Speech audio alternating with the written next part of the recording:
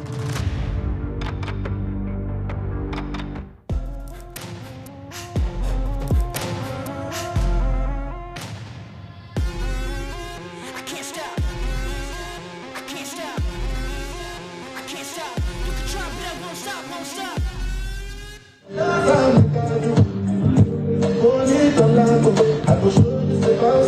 a Sunday MLS Next Pro matchup between Toronto FC2 and FC Cincinnati 2. It's a bit of a chillier day, spring day in Toronto as per usual. This Toronto side, 2 losses on the season. For Cincinnati, coming off its first victory this year, midweek game against New England Revs 2, looking to build upon that. But what's interesting is Cincinnati's played 4 games, Toronto's played 2, so we have a bigger sample size with the visitors today. We'll see what this matchup brings. Last year in 2023, these two sides split the season series. These are the standings. Of course, it's very early in the Next Pro season, but Toronto FC2, they have a lot of work to do. Need 3 points today, especially at home. And you can see right now Cincinnati's sitting below that line. But again, lots of games to be played. We'll get you set on the starting 11s for both sides, and then of course we will kick off here in Toronto. This is the home side starting 11. Sharp, of course, a player to watch out for up top. This team wants to defend better on set pieces. That was what we learned in our coaches' calls this week with Chimini, head coach for Toronto. Batiste, player to watch out for. He has a goal this season, but just looking to generate a little bit more offense. They've scored just 1 goal in the 2 losses this season. Interestingly enough, both losses, final score 2-1. For FC Cincinnati, this team has relied on Amir Daly to do a lot of the scoring. He scored 3 goals already this season, including a brace in the midweek game against New England Revs 2. But one thing that Tyrone Marshall said is we've got to get our strikers going a little bit, and so we'll see what Stitz and company are able to do today. Looking to, again, pull off a victory on the road. FC Cincinnati 2 head-to-head with Toronto. That's Toronto, the home side in red. FC Cincinnati 2 will wear white today on the road. I'm Maura Sheridan. Thank you so much for joining me here. We've got, as always, a big day in Next Pro today, so lots of games coming up.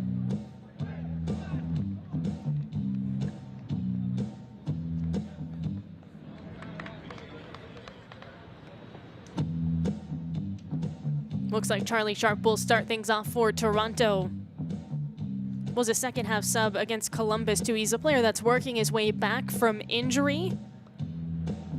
3rd round pick in the 2023 Super Draft for Toronto FC.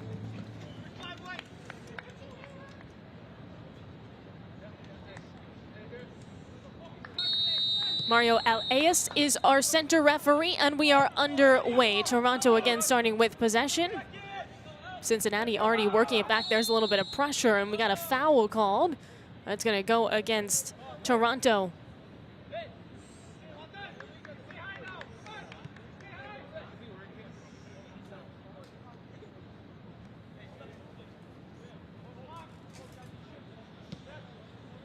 This is the 6th all-time meeting between these 2 Next Pro sides. 3 wins for Toronto, 2 wins for Cincinnati. And as I said, last year they split the season series. Edwards works it behind now. Adam Perlman in the center backs today. Di Rosario, is the keeper for Toronto today. Hunter Morse on the other side for Cincinnati. Looking to work quickly into those wide spaces. Dumps it back. And it's served up. Looking for a header, and it sails over everybody. But that's something that Cincinnati can do. Cincinnati, too, tends to work quickly, and Chimini, head coach for Toronto, said that's something we need to be cautious of, their transition chances. They are more athletic this year, he said, and they commit higher. Did say, though, they can't expose some of that space in behind, he thinks. And there's just been more games for Cincinnati, so more tape for Toronto to watch on them.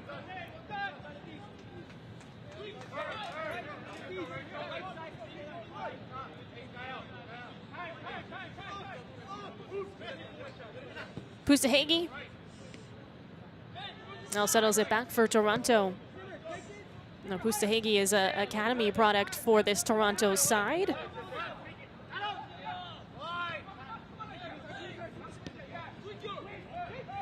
Trying to slot it through the middle.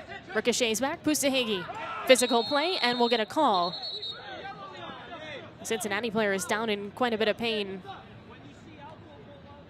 Then FC Cincinnati 2 will get a free kick here right towards that midfield line. Mangione slow to get up, but appears to be all right.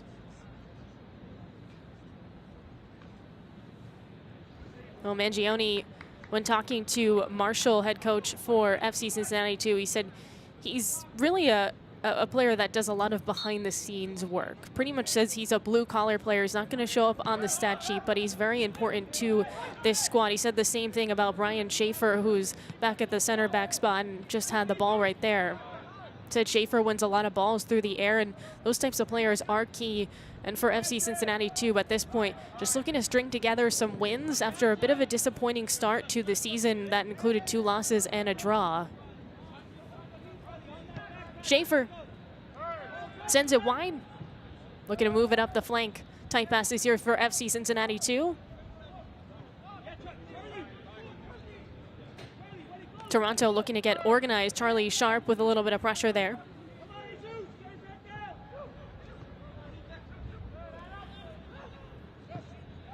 Played long, disrupted. Pustahegi was able to get in front of that. Still with Cincinnati 2. Quick touches. Isaiah Foster. And Foster's a player that they're going to want to get a little bit more involved. Cincinnati 2.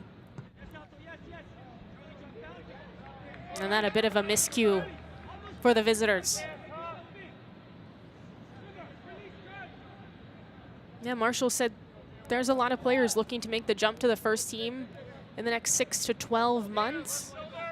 And that is what's so great about Next Pro, is there's an opportunity for players to really get a professional or a taste of professional experience and see if they can grow at this level and potentially move on to the first team. Marshall and Chimney are really in charge of the development. It's a big task. Edwards, head on a swivel, all the way back to the corner. He'll watch it roll. Di Rosario now for a goal kick on the Toronto 2 side.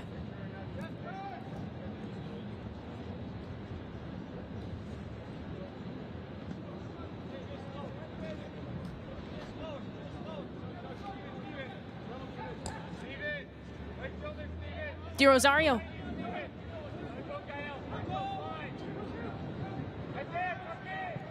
Well, we're just 5 minutes in. No great looks for either side yet as they look to just kind of feel each other out in the opening minutes. This is the first time these 2 sides have played each other this season, and we're seeing that, you know, early in the year throughout the Next Pro season.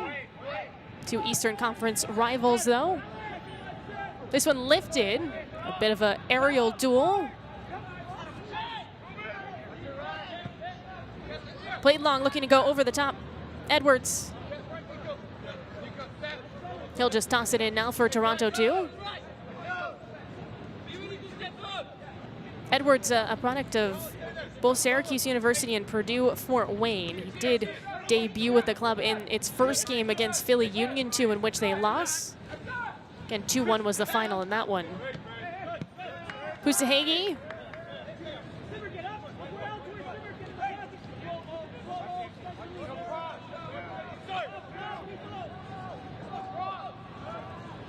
Physical play, and we'll get a whistle there. A bit of a trip on that far side, and so it will be a free kick in a good area for Toronto too. We'll see if they can take advantage of this.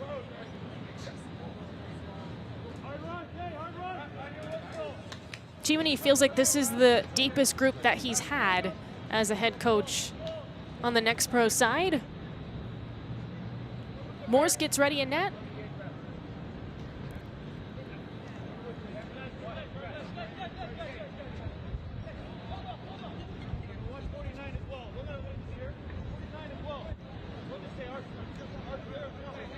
Elias, our center referee, just directing traffic there.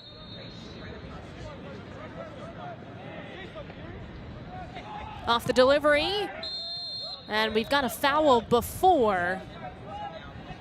So nothing much there for Toronto, too. A bit of a wasted opportunity. It looks like it was Pustahegi who committed the foul. Just a little overzealous on that free kick.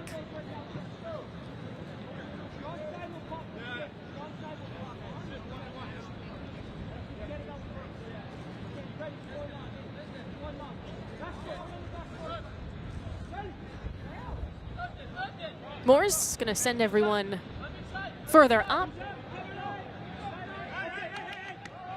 Sid just plays it out from the back. Ben Alcazar works it behind. Off the swing now for Cincinnati 2.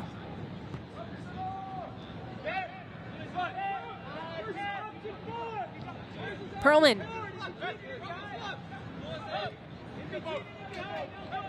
Di Rosario.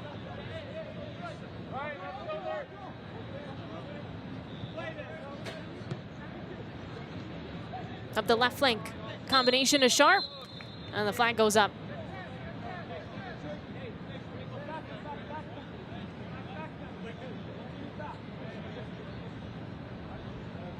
I think both these teams suffering from some of the same issues, just looking to get a little more consistent offensively. It is hard at this level because there's a lot of moving pieces, often with academy players joining, first teamers joining.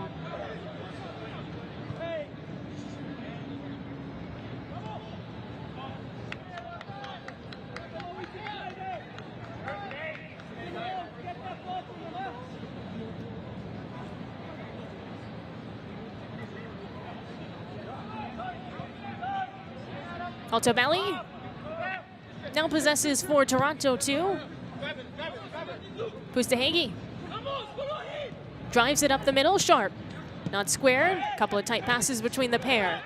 And that ricochets off the defense. Still with Toronto 2, kept in by Olguin, academy product, who gets the start today for the home side. Olguin.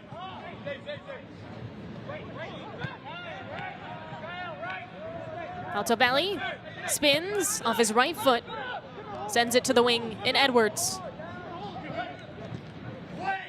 Put in the box, Edwards has a chance and he's wide with it. Not a good combination though for Toronto, lots of smart off the ball movement. This a great pass, of course. It's really tough to turn and fire with a defender on your back, and so Edwards makes the move and gets a decent look.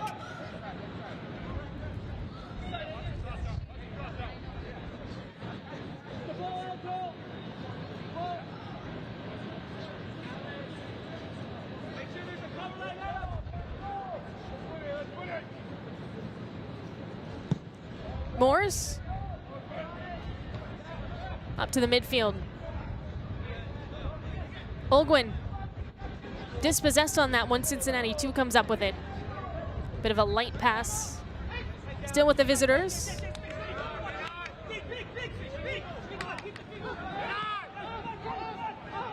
But Alcazar sort of ran out of space. Toronto putting in a little bit of pressure, looking to go over the top defensively. Edwards races back. Mangione was the intended target on that.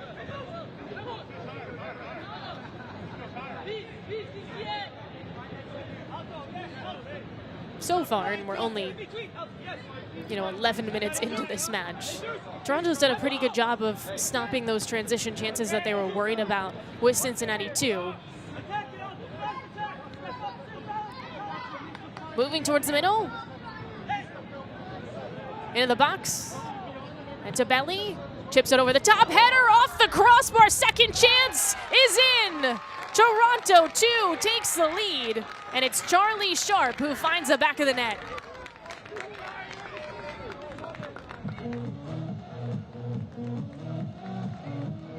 Well, multiple opportunities in that sequence for the home side. Altobelli chips it over the top in that header. Boy, what a look there. Batiz and Sharp just cleans it up.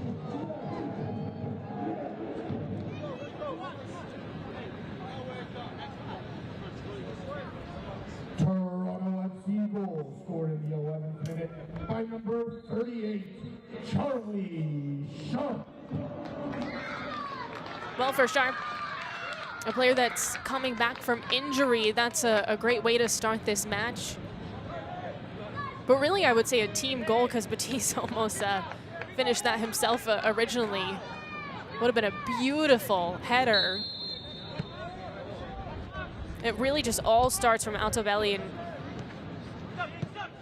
just getting it into that wing, driving it, puts on a nice cross, lifts it, and good things happen.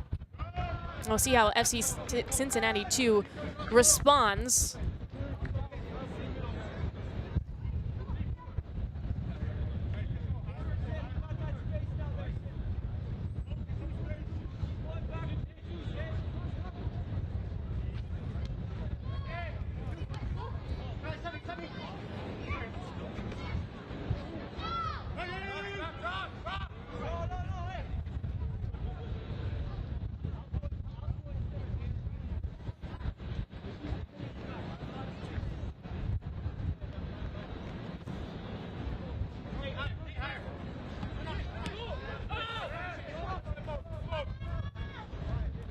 Perlman.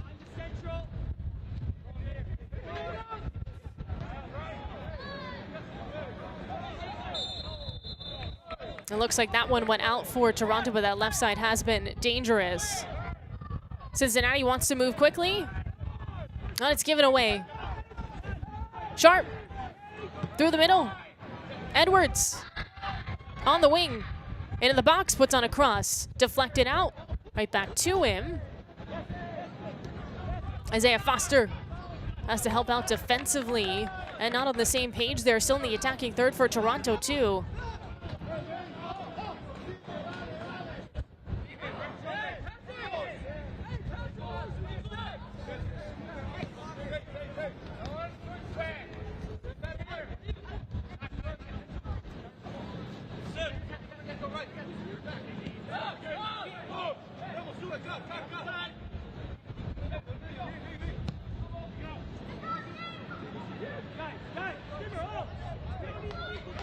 Too much juice on that one. Cincinnati back with it.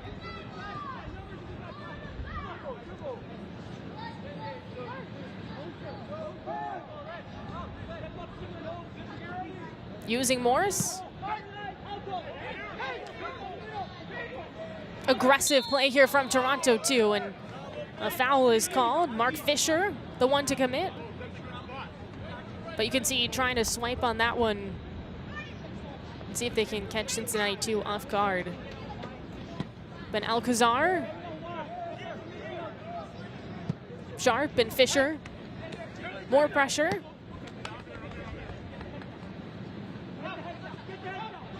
Morse.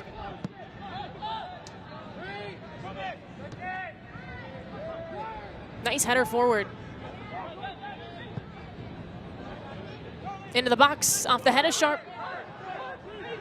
He was looking for Fisher behind and just mishit a little.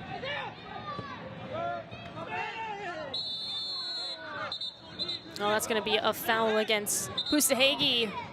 It looks like we're going to get a yellow card given out to the Toronto FC 2 player.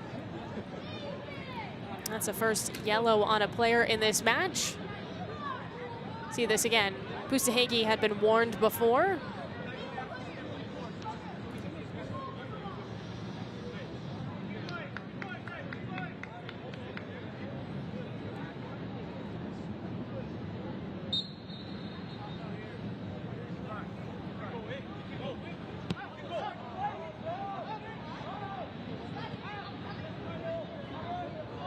Morris, Sharp in front of him.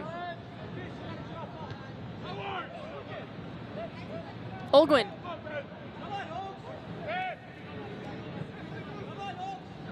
Di Rosario. Cincinnati 2 looking to pounce. Bit of a heavy touch. Olguin. And now they can possess.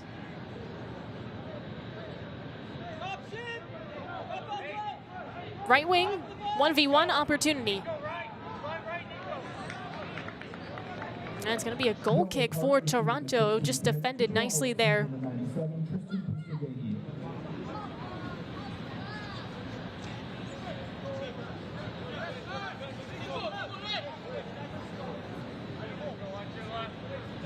Well, we haven't heard from the strikers on the Cincinnati 2 side at all.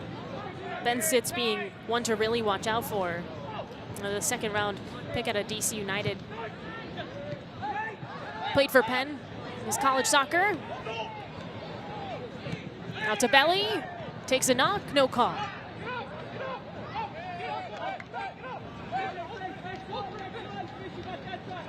But for Cincinnati 2, as we've discussed, they want to get those forwards more involved, and it's been a bit of a struggle so far.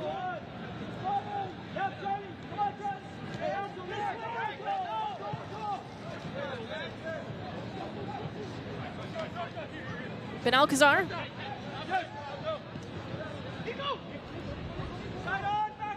Here he's again.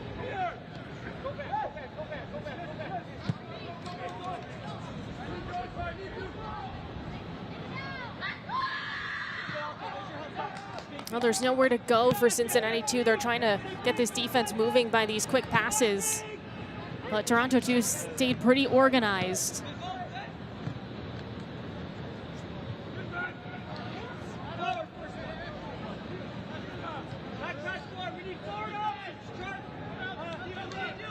Busegi playing on a yellow. Gives that one back. Up the middle. And he's able to tackle it away. Slides in front of that pass.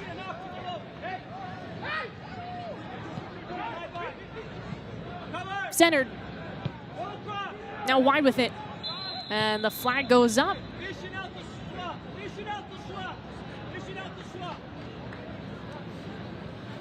It was Daly, who has 3 goals this year, that stepped offside. Yeah, Amir Daly, 3 goals and an assist as a wingback for Cincinnati 2. Tyrone Marshall said he is a just tenacious player, and he's good at getting in behind. Has a high work rate and defends very well.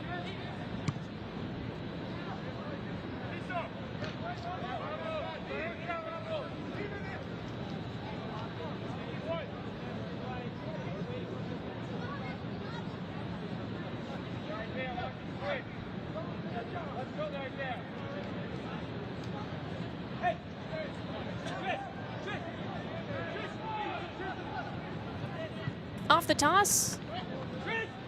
Sharp. That one's going to skip all the way back defensively for Toronto 2.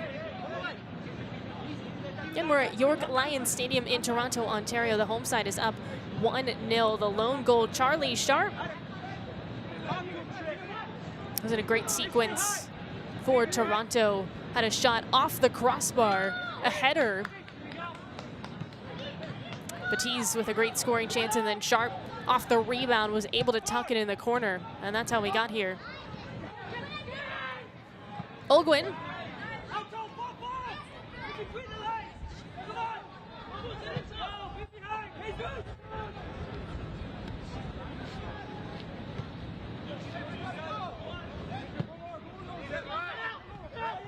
Pustahegi off his left foot, curls that one up. Sharp couldn't pick it up through the air. Morse, the keeper. No, Morse has been the starter in 3 games, now 4 this year for Cincinnati 2, excuse me. Now allowed 6 goals on the season.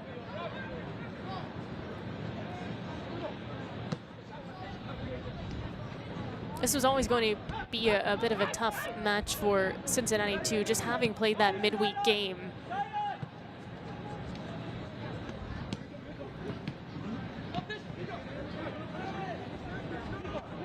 Ben Alcazar.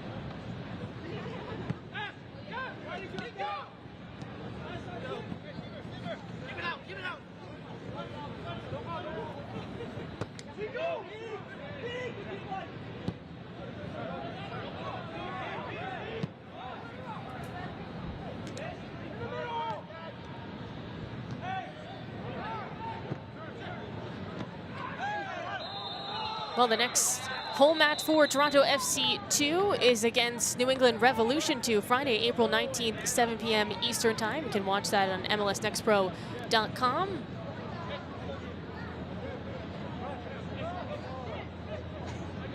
Well, we got a very physical play right towards that circle, and a yellow card is given out. Looked like it was Perlman who was booked for that. We'll see this again. Yeah, Perlman just very late to that one. And it's the second Toronto player with a yellow to open this half. That's just something to think about moving forward. Perlman being a center back, often you don't want to change those players out, but two defenders now with yellows for Toronto as well. Pusahegis has one. Out to belly. Olguin.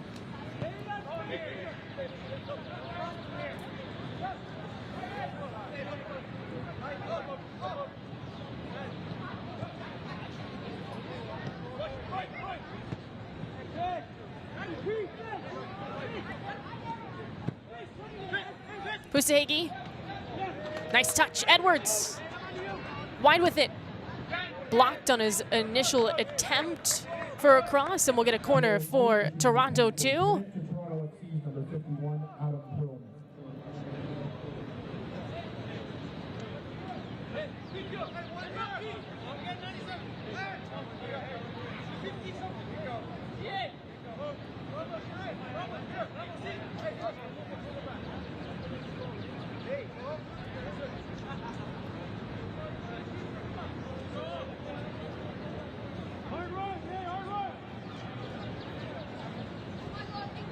Batiste will take this.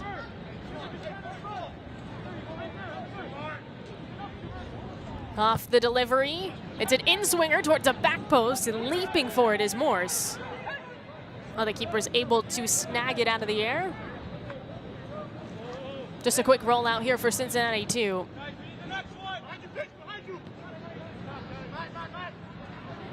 No quality shots for the visitors at all.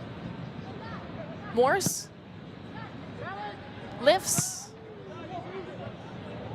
Player down for Cincinnati 2. Batiste off the pickup. Surges forward. There's a shot put on it. It's saved. Off the rebound. Here's a chance. And it's deflected out.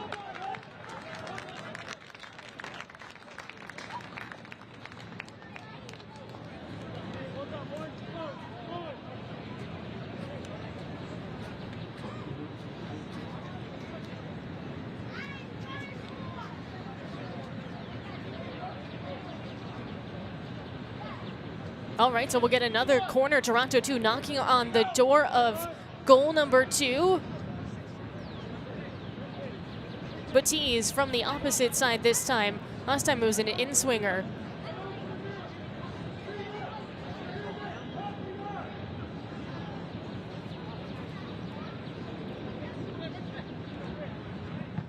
Towards the near post this time, through the air, and there's a foul called on Toronto 2.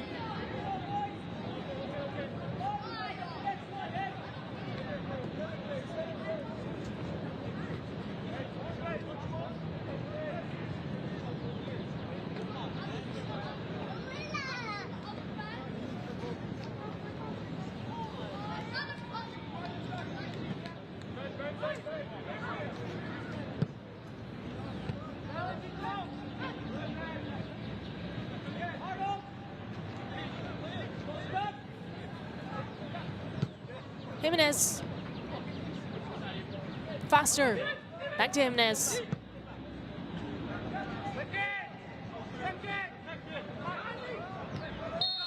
Players tumbling down for Toronto 2. And they'll have to send it back, but we'll get possession on a free kick now for Edwards and company.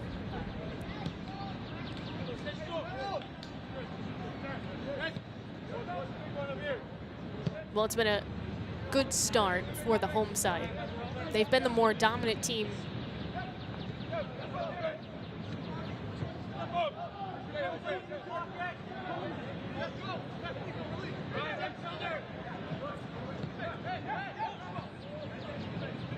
Given back though. Jimenez steps two and commits a foul. We're going to see a yellow card. This one, the first one given against Cincinnati too, and it's Steven Jimenez.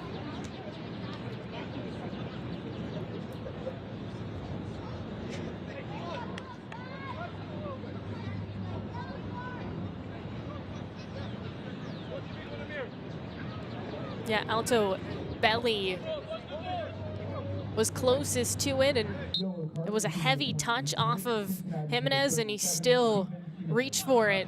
An undercut Alto Belly, so that's going to be a card most of the time.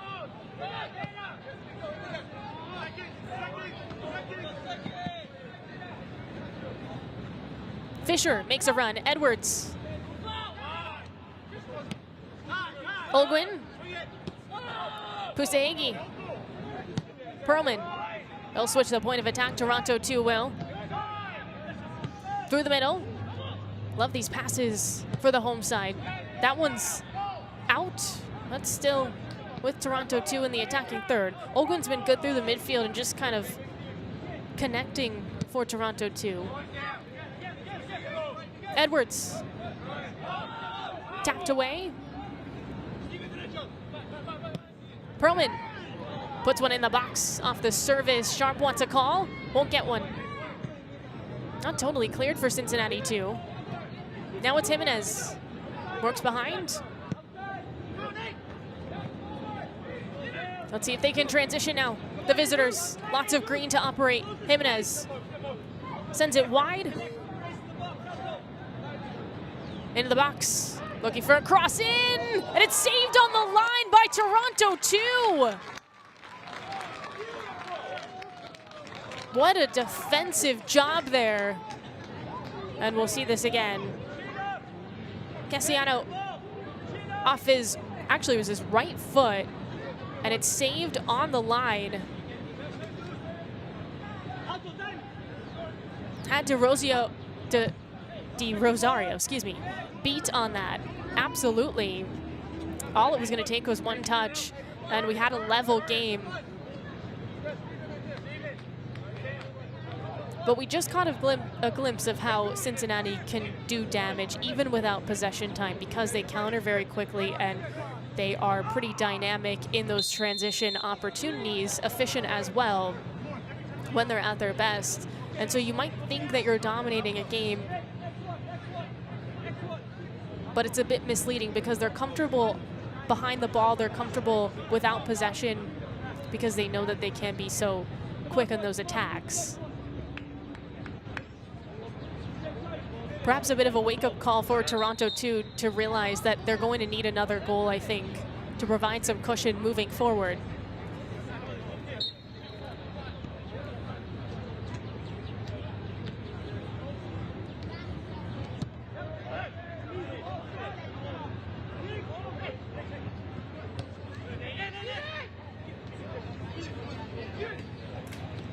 Jimenez, Castellano gets fouled.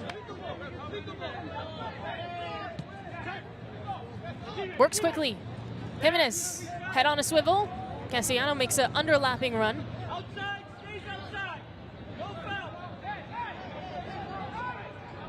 Being pushed back. Perlman frustrated. So be cautious there. He is on a yellow.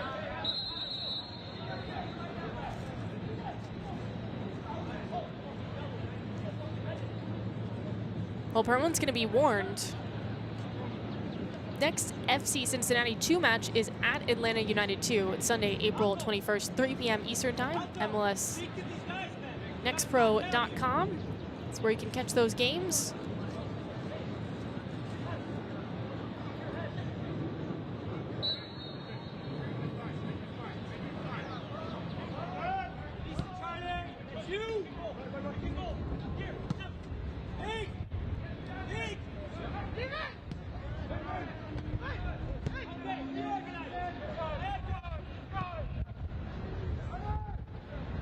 Well, a bit of life for Cincinnati too after that wonderful cross and near goal.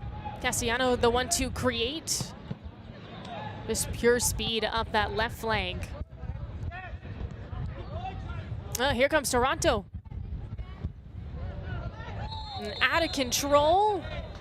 And Daly's gonna get a card.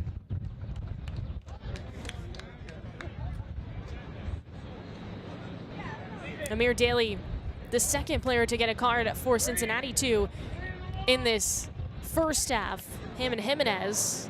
But you can see this just comes from being shifty, beating pretty much 3 defenders on that because Daly got beat as well, and he's just trying to stop the play. Yellow card issued in the 33rd minute to Cincinnati's number 42, Amir Daly. Well, Daly's a player that Cincinnati too does not want to have to take off the pitch, so he's going to have to be very cautious moving forward. A lot of players are.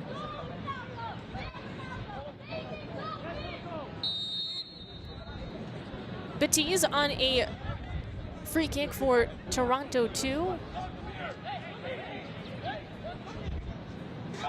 Off his left foot, back post, Sharp bobbles it, and more steps too.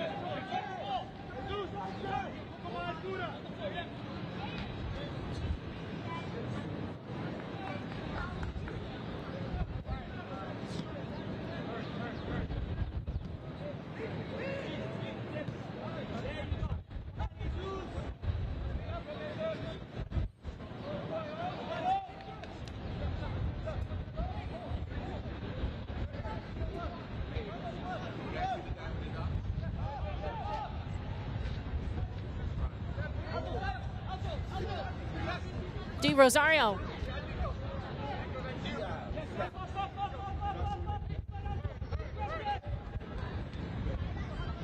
Gibbert for Cincinnati 2. Pass intercepted. Batiz has it blocked down.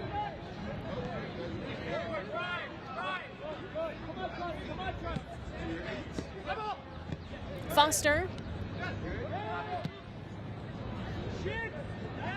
Off the swing, Daly. They'll hold.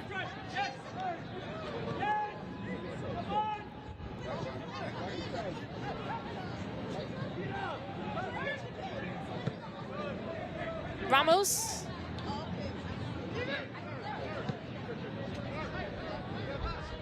Cassiano. Jimenez. And Alcazar.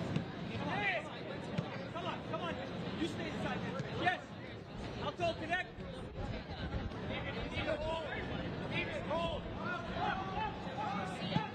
Cincinnati 2 looking for the seams, and they make a mistake. Here comes a transition opportunity for Toronto 2. Altobelli dishes to Sharp. Sharp cuts it back. There's a shot off the crossbar. What a look for Toronto 2. Altobelli inches away from giving the home side a 2-0 lead.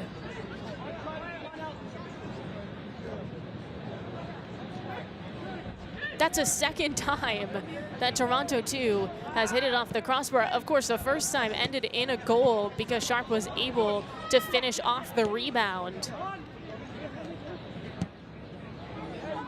Now, I'll have to look at it again, but my initial thought was that maybe Sharp could have taken that himself.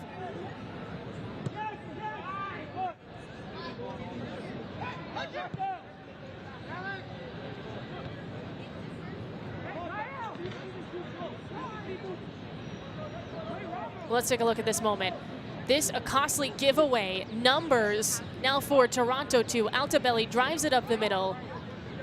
And Sharp, I guess there was a defender there, leaves it for Altobelli, but boy, that's a great shot. Just doesn't fall.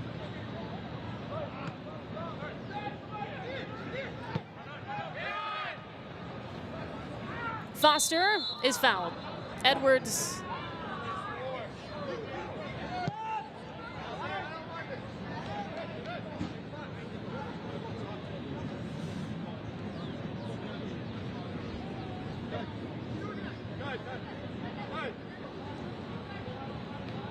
Well, Cincinnati was attempting to go quickly, but just ended up kicking it right out. Perlman Di Rosario.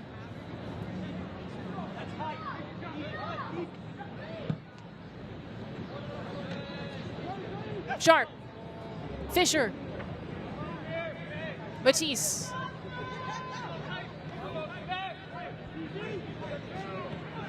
Olguin. Surges forward.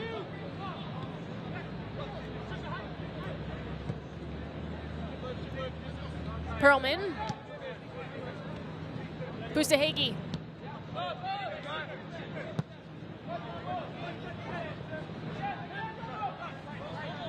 Cut through. Now to Belly.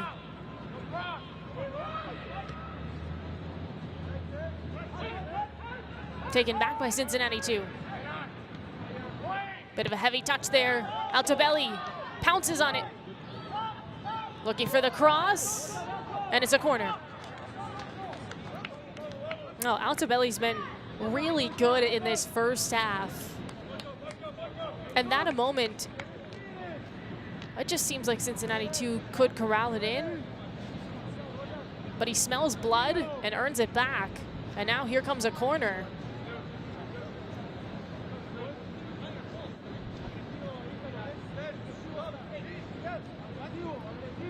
Batiz.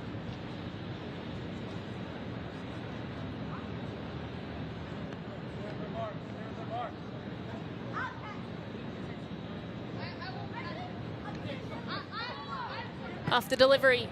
Headed towards the back post. Sharp is the option. Heads it. And not enough power to that one. You could see where he was going, looking to tuck it in that far corner.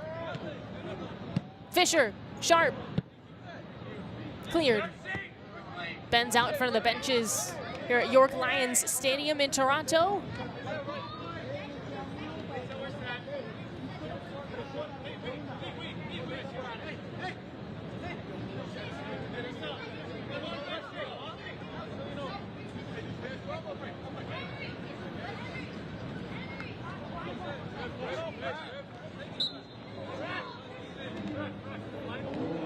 Cincinnati 2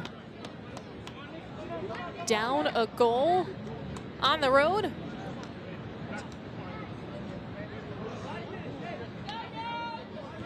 Have had one really good chance, but otherwise they have not really tested Di Rosario. It's more so seen a lot more action. But Toronto 2, I think gonna wanna have a couple, or that most recent look from Altobelli back.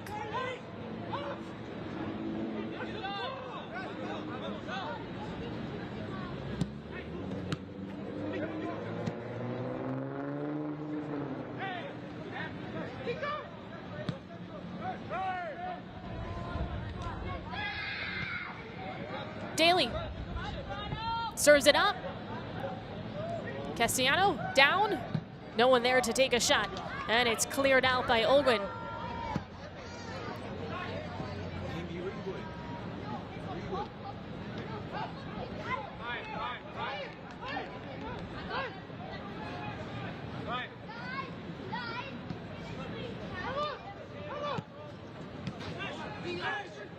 Fisher on the interception.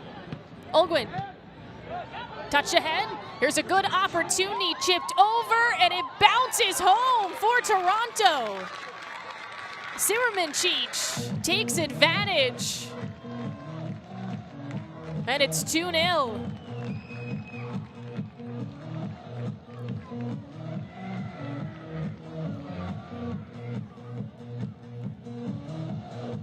Well, that touch didn't need to be powerful. It just needed to be on frame and on target, and that's what we see from Zimmerman Cheech. Just a great ball. And again, with his left foot, a real bouncer. Morse had stepped up, and Toronto will take it. 42nd minute by number 71, Marcus Zimmermanson.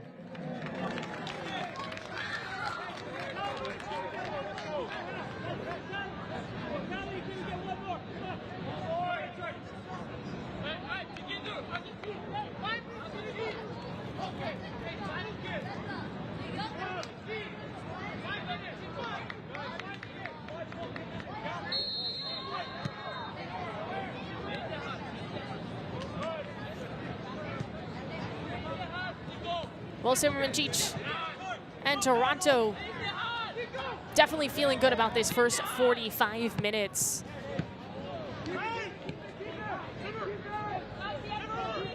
Here he is, last goal scorer, and he draws a foul. First 2 games, 2-1 losses for Toronto FC. 2 frustrating for Chimney's side, and now, with still a couple of minutes to go in this first half, they've already exceeded as many goals that they had scored in each of the first 2 games. Sometimes it's just about settling into a season. Again, this is only game number 3 for Toronto FC too. They've been pretty relentless, been smart defensively as well against Cincinnati too. Off the serve, towards the back post, and it's almost in. Not a pretty good look. Pustahegi.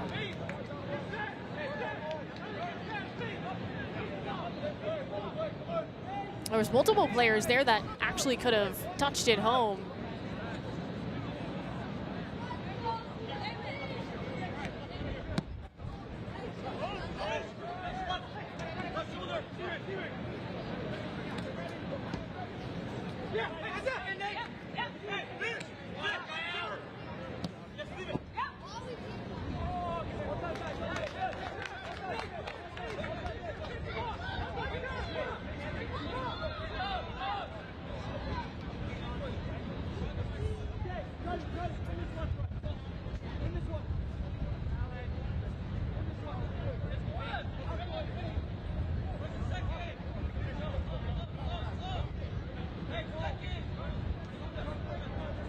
Morris just looking for a chance to catch his breath. These last 10 minutes have been all Toronto. The fourth official has indicated there will be a minimum of 1 minute of Just a minute of stoppage time in this first half between Toronto FC 2 and FC Cincinnati 2. It's a 2-goal lead for the home side.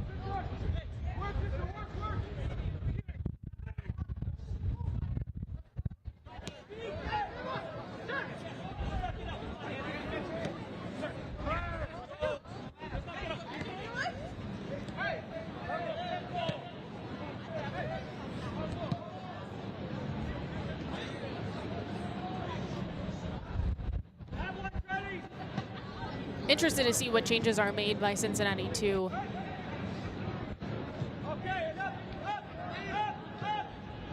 Just haven't been able to get it to those strikers at all. That's been a big issue.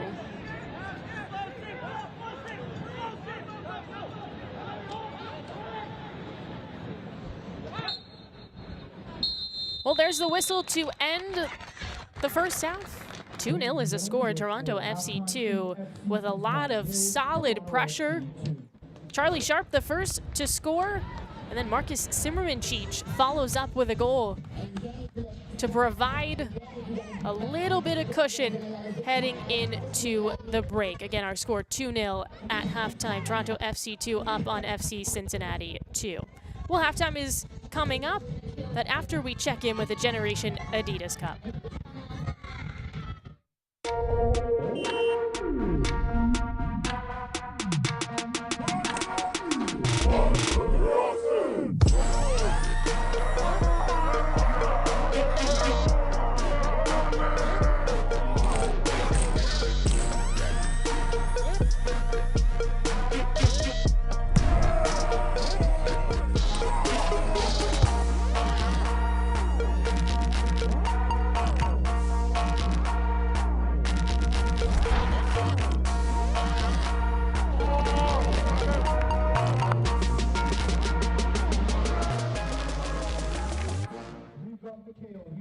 Well, we crowned a champion in the U15 division. James Hadnot tells us more.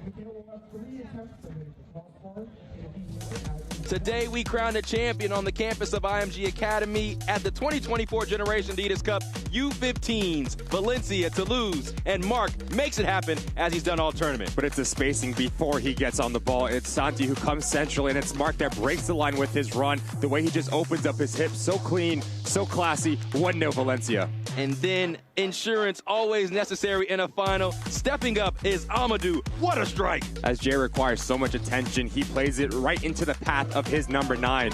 There's information on it. He needs to hit it first time. Just ropes this thing in the top corner. That's 2 goals for Valencia. And more importantly, they are your U15 GA Cup champions. Valencia victorious. The final 2-0 over Toulouse. Well, the U17 championship match came down to a shootout. David Goss has the details. You couldn't ask for a better final here at the 2024 Generation Adidas Cup. The clear 2 best teams, a clash of titans, a clash of styles as the Philadelphia Union against the LA Galaxy. Diego Rocio gets the scoring started once again for the 3rd straight game. Fantastic technique from Rocio to let this thing come across, but it's a reaction from the Galaxy. As Miller goes by and the space is the cutback. Clever run from Moreno. Get it on target. You give yourself a chance from Vanny. It's an uh-oh moment for Atkinson, but it's 1-1 at this point in time. Dylan Vanny equalizes just 2 minutes later. Adam Dunbar gets on the end of this one, cannot finish. Mathieu Albert follows it up, and Dunbar with the go-ahead goal. There to clean it up. But Atkinson, you want to parry it wide and away from pressure. 2-1 LA Galaxy, but you knew the Union will never go down without a fight. First it's Saidi, then it's Johnson, and just watching the center of your screen, it's Sullivan. Johnson has the composure, the patience to let this play develop, and the ongoing run to advance yourself as a midfielder is so important for Sullivan. Little dance from Johnson. Thank you very much. 2-2, David Goss. Gavin Sullivan equalizes, but regulation was not enough to get between these 2 teams, and we went to a shootout. Atkinson with the massive save to keep his team alive. Neil Pierre scores it in the 6th round. Sekiris puts it over, and back-to-back GA Cup championships for the Philadelphia Union. Well, we talk a lot about the path for the players through the MLS system, but the path for coaches is equally as important. Let's meet Erin Ridley and her journey into MLS coaching in San Jose.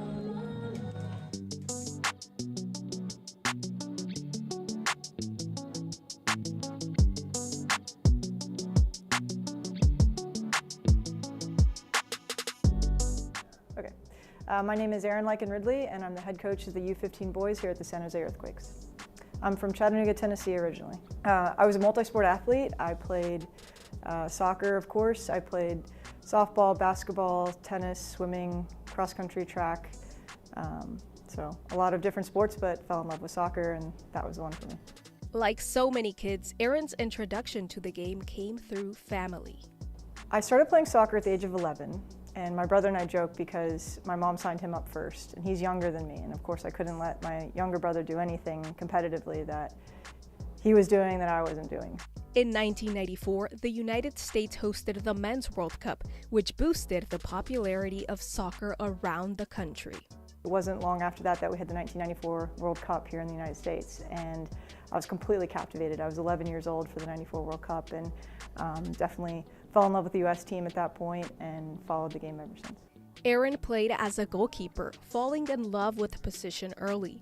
She attended the University of Virginia, where she was part of the #1 recruiting class in the country.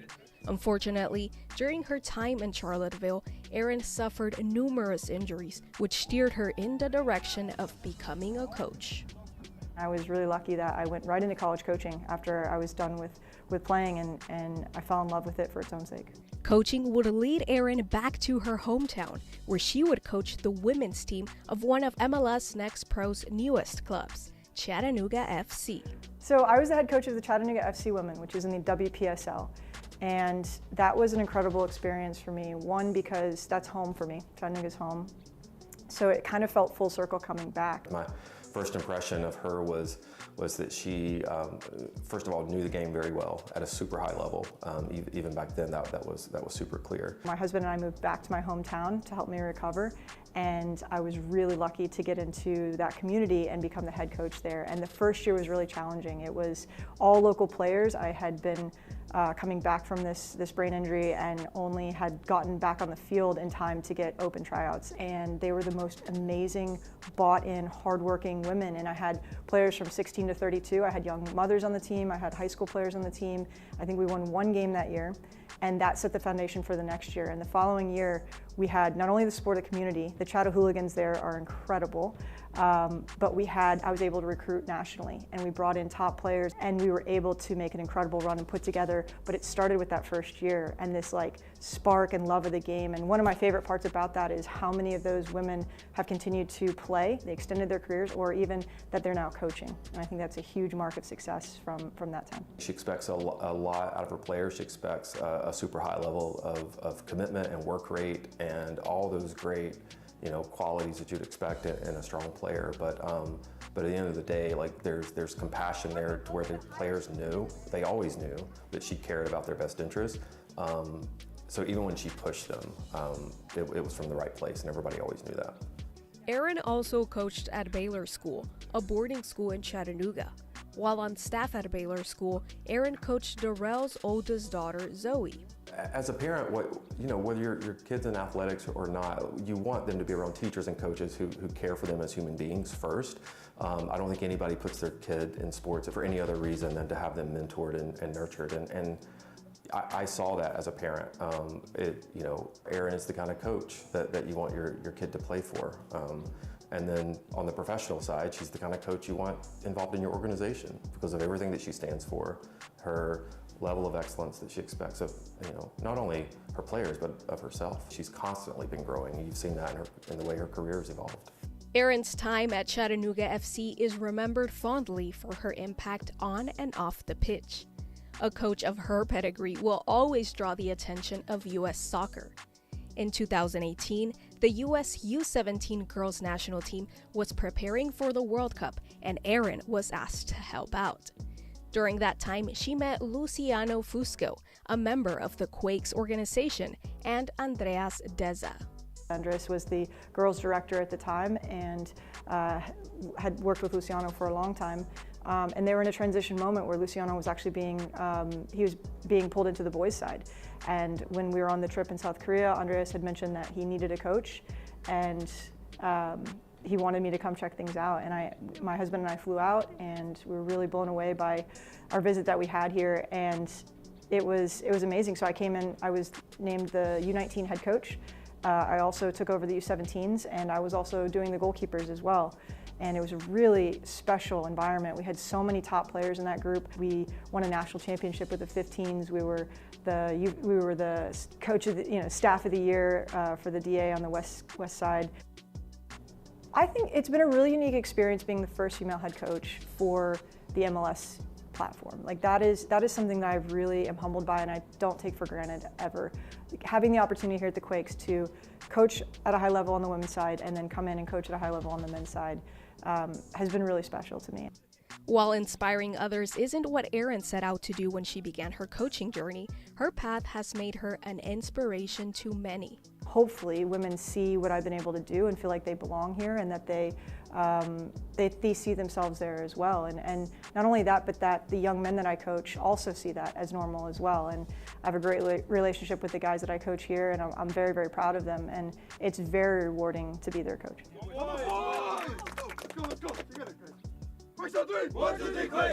I was really struck by a conversation I had with a parent that said, look, it's so important. You always hear as a woman, it's so important for women to see women, to see it, to be it.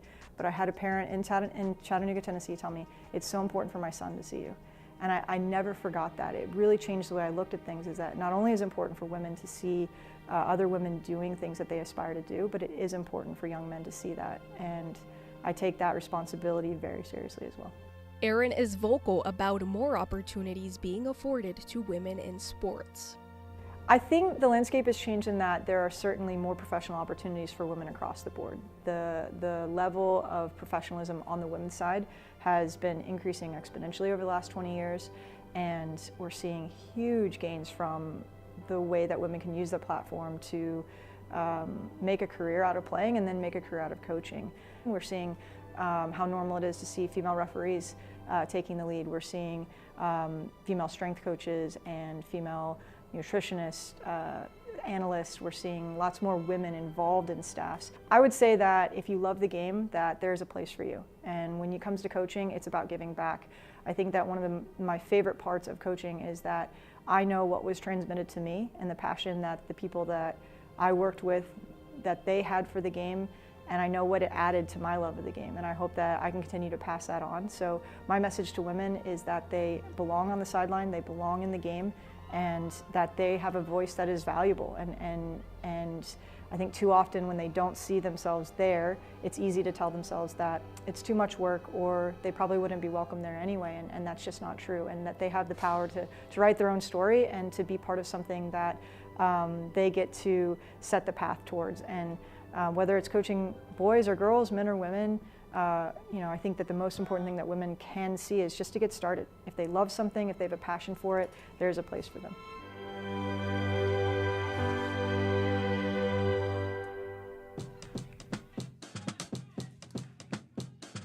Well, we are back.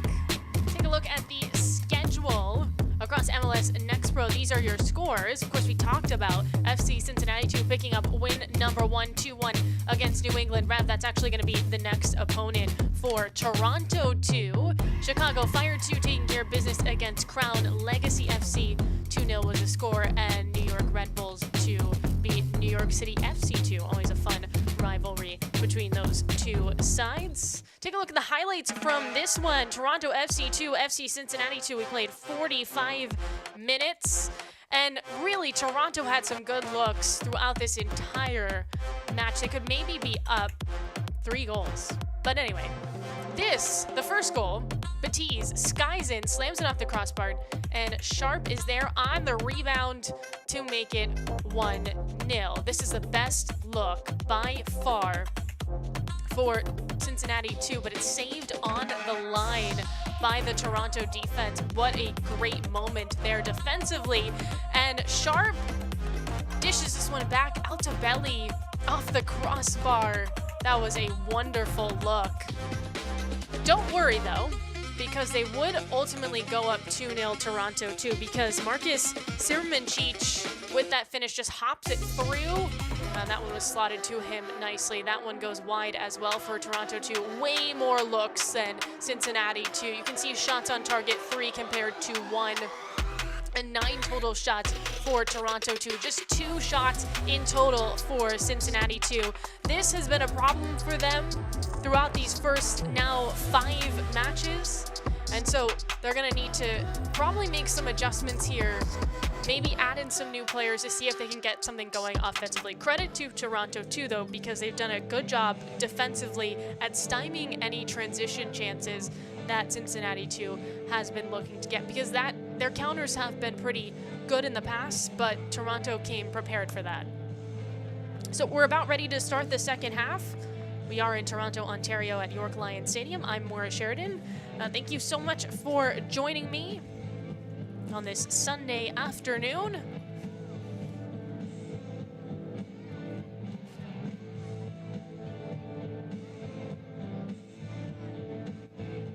We did see 4 yellow cards, 2 for each side in that first half. Does probably mean a couple of those players will get subbed out, although it's that back line that has 2 yellows, Proman and Husahegi for Toronto 2.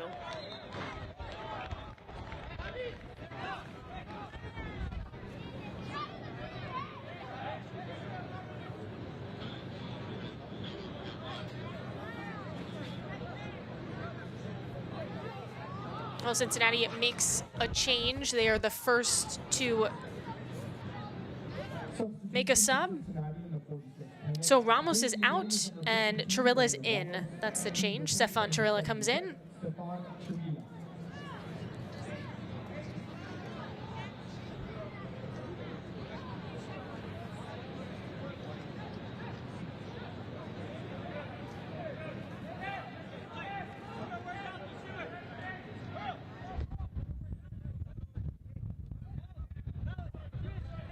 Now Zovelli. He's been with the team since 2021. Zermancic plays it long. That one's headed away, and it will be a corner for Toronto, too. It's been Matisse to take, I think, virtually all of these corners for Toronto, too. And there he goes again. Seen a near post and a back post look. Both in-swingers from Batiste.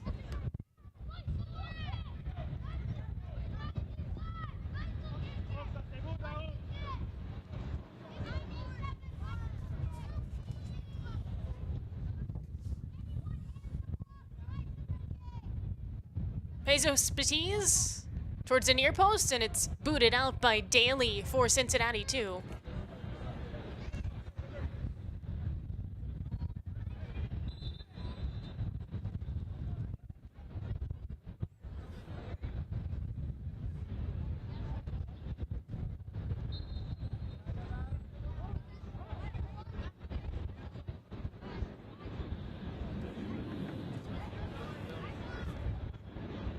Edwards evades a defender. Transition chance now for Cincinnati. Don't really have numbers. Weak side ball. That's a beautiful one if Daly can get there. The defense beats him out.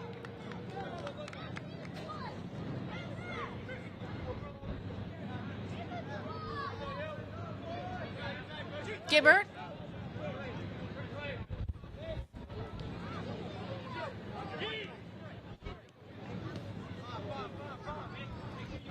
Here he is, shuffles back. Schaefer.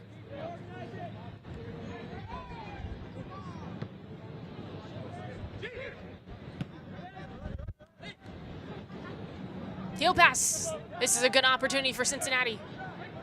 Looking to cut the lead in half. In the box, and it's cleared.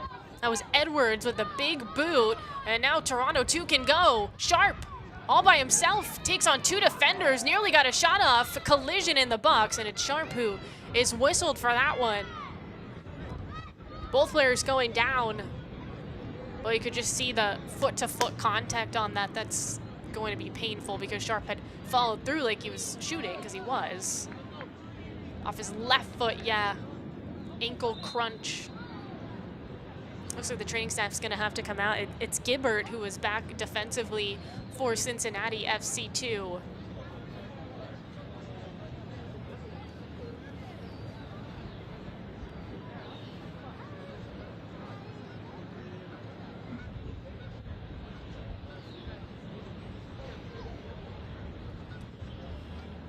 Well, this is concerning for Toronto too, because Sharp just came back from an injury. He was a second half sub against Columbus too, just trying to work his way back into being 90 minutes fit.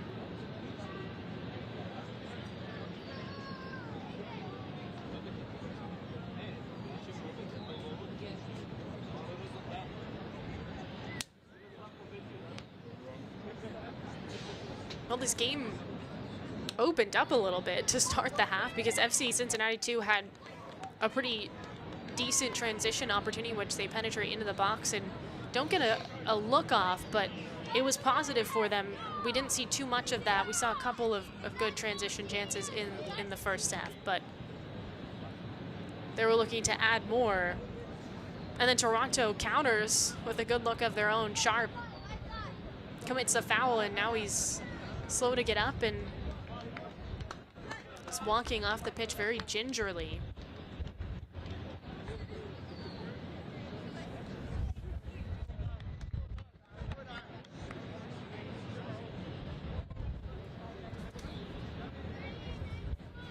So it looks like Toronto's not going to waste any time just making a change here. Sharp is out. Daquan Barrow comes in. Barrow, excuse me.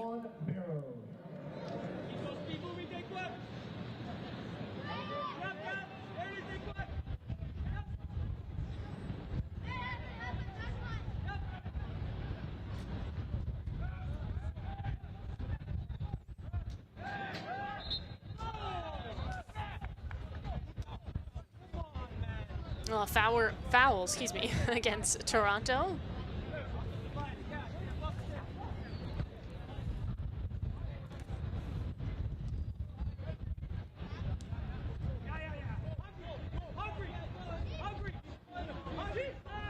Gibbert. Daly. Daly again, 3 goals. No shot today. Only 2 shots in total for FC Cincinnati too. Through the middle. Looking to turn and go. Cut back again. Left-footed strike. And it's just off the mark. Stitz, whose name we really did not say in that first half. From distance, this is a nice little move. Jukes out the defender. And off his left foot is just a bit wide with it. Took a defender down on the shot.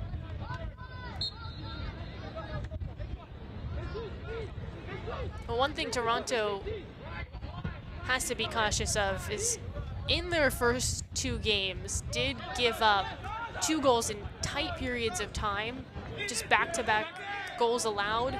And so it would just be a 5-minute stretch in which they didn't play particularly well and all of a sudden down. So can't let that happen, and that's something that Chimini said and our coaches called this week. We have to be good for 90 minutes and just not let a bad 5-minute stretch affect us for the rest of the game.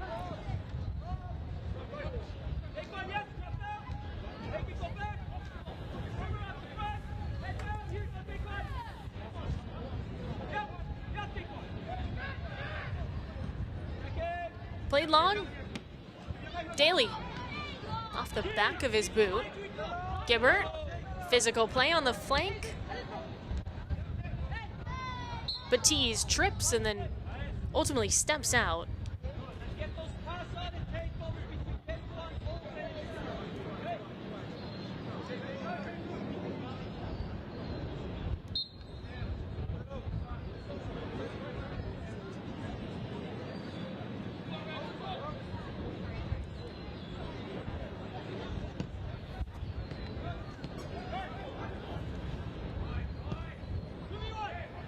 Off the swing, Edwards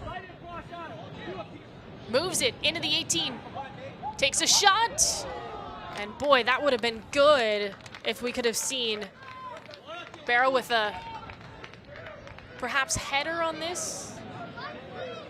Edwards does all the work off his left foot, maybe a little too much pace for Barrow to get there.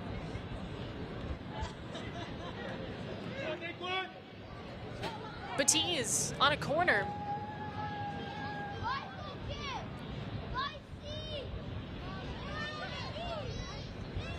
From Batiz. Outswinger this time. Header up from Fisher. And it's cleared out through the air. Oh, Antebelli wanted a shot, and that one, close range, is definitely painful for the defender that's set to for FC Cincinnati too. Edwards, Fisher, the 2 combine. Bombing up that flank. We'll get just a throw in for Edwards, who I think has been good in this game up that right side.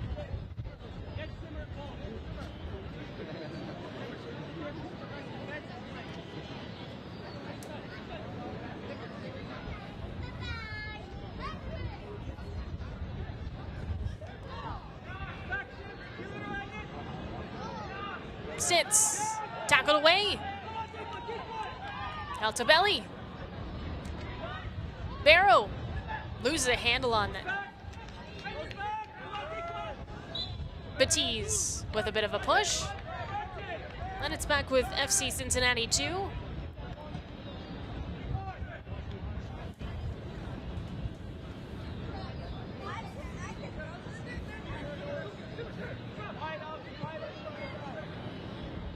It was fun talking to both of the coaches this week and just kind of picking their brains.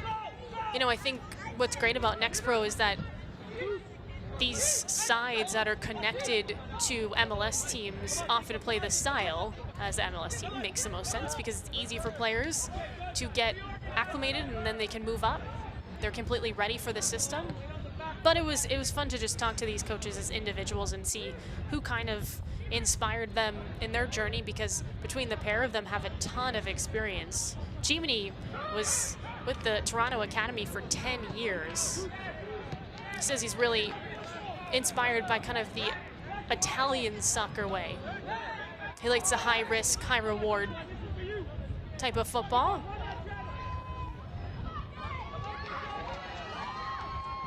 Edwards.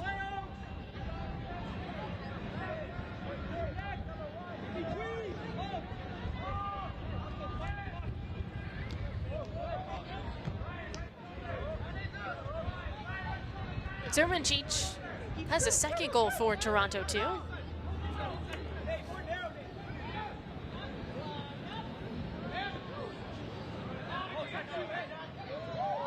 Barrow keeps it with the home side. Edwards.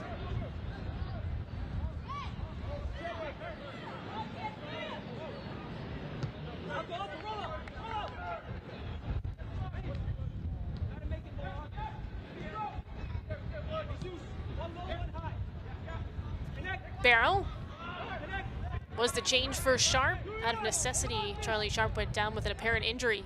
Fisher makes an underlapping run. Now he's on the wing. It's tapped away by the defense.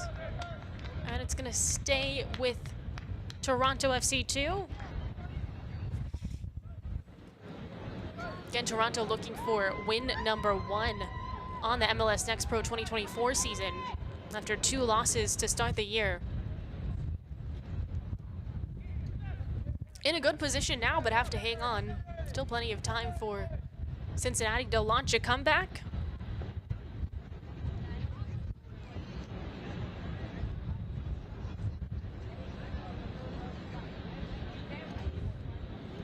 Yeah, but mentioned Chimney and just sort of his inspirations soccer-wise. Thought it was cool talking to Marshall on the Cincinnati side about who he kind of looked up to, where he got his coaching advice from. Siggy Schmid being the coach that he kind of pointed out. MLS legend with Seattle, a couple of other teams as well, also with UCLA. And Schmid, he said, was a soccerpedia, and he loved that about him.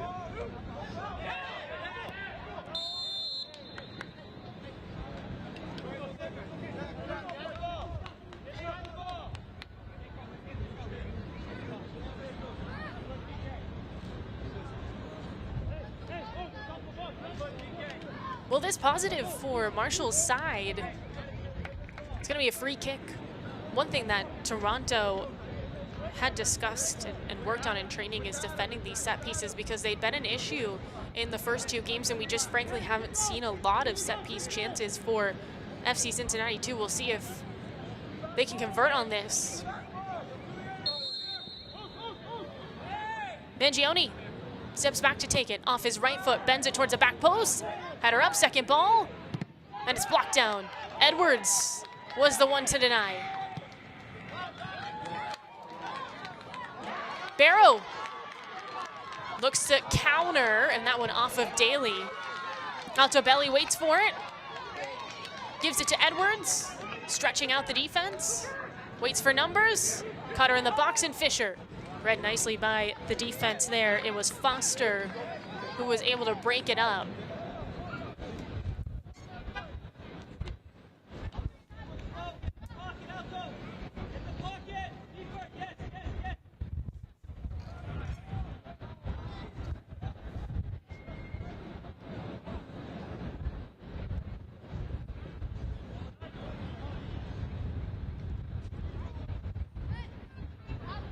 Half an hour to go in this MLS Next Pro match between Toronto FC 2 and FC Cincinnati 2. Very physical play as Foster trips Edwards. Frustrations from both sides. Mangione is arguing the Cincinnati case. Assistant referee getting in the mix, excuse me, so is Al Ayes, our center referee.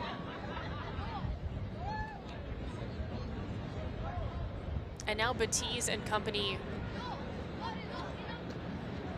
have potential to make it a 3-0 game.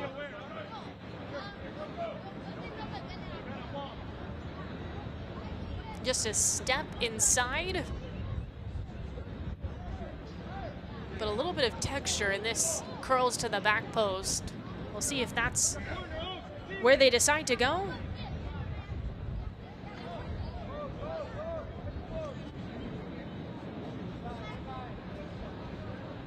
Rodriguez de Oliveira just kind of lingering towards that far post. Definitely someone to watch out for, wearing number 58, center back. Definitely rise for this. And he's the target, Barrow as well, off a shoulder. There's a second chance, and it's way high. Olguin, a midfielder, on the second ball, just mishit it. Off his left foot.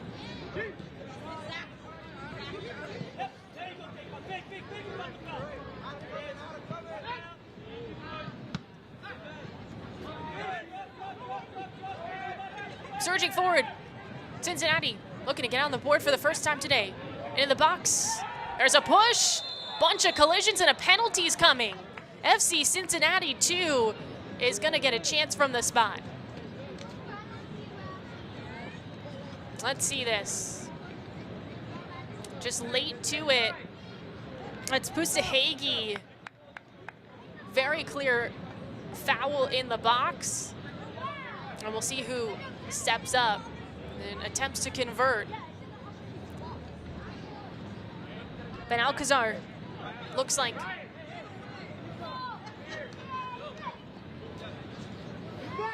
Di Rosario in net. Big moment for him. This could really change the game.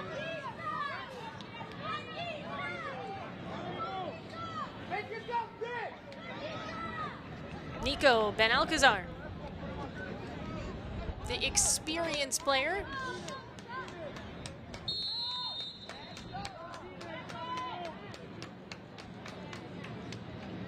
From the spot, and he converts.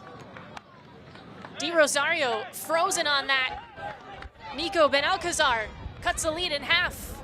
FC Cincinnati 2 right back in this match. Di Rosario kind of went down early. Yeah, the hesitation on those penalties makes it so difficult for keepers at this point, because it looked like Ben Alcazar was about to take it and he doesn't. He freezes on it, which freezes the keeper. I really don't know how these keepers make saves at this point with just how smart these players have gotten from the spot.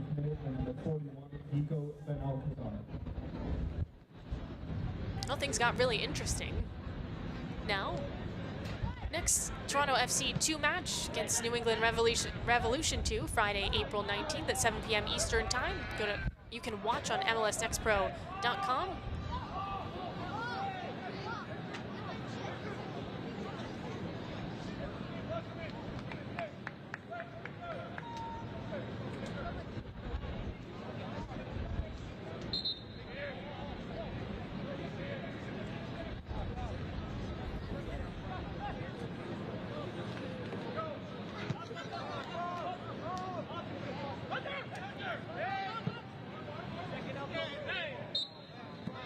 Looks like we have a foul off the ball.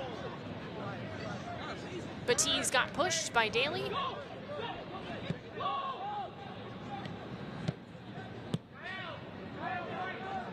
Cincinnati looking to pounce. Could be a costly giveaway for Toronto too. Daly off his body, has some time. Moves it back to his left foot. Dishes it top of the box. This one chipped over, looking for a header, nothing there. Headed out by Fisher for Toronto. Right back in for Cincinnati. Congested at the top of the 18. Olguin. And finally some room to operate. Edwards has numbers for Toronto too. Puts it in the box to Barrow. And a sliding stop there from Morse. Just cuts off the cross.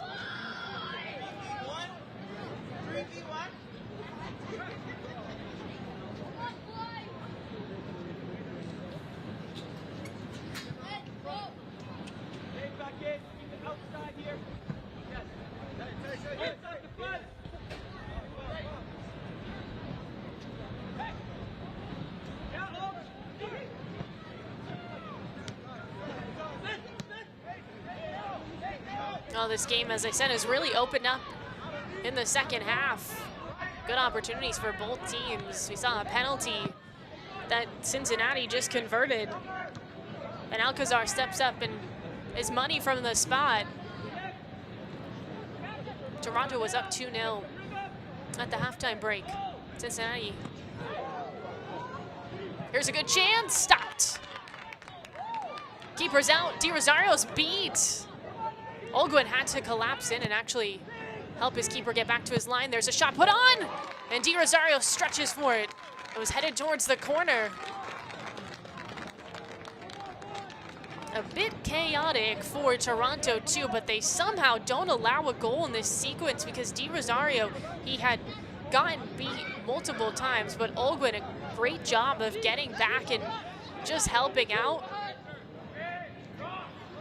Steps in front of any sort of opportunity. Toronto doesn't take a shot in that moment.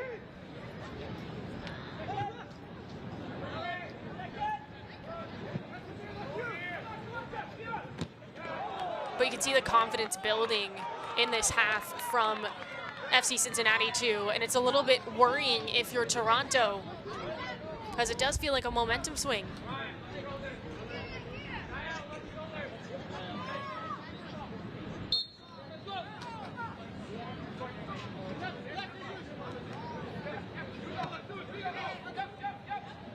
Batiste off his left foot, gives it away.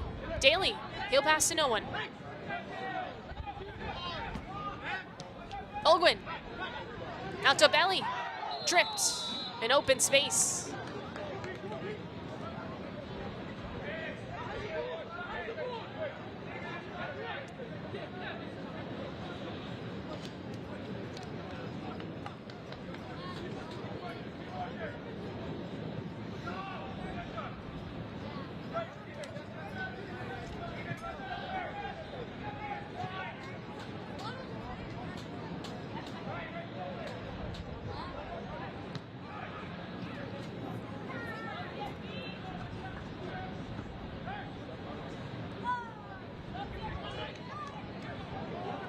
Wide, Fisher, cross, Batiste, and it just mistouched.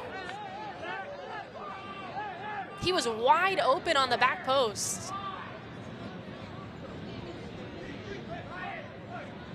It's hard to one-time that. I think he was trying to cut it back to his right foot. But as a result, no shot at all for Toronto. That probably would have been the nail in the coffin.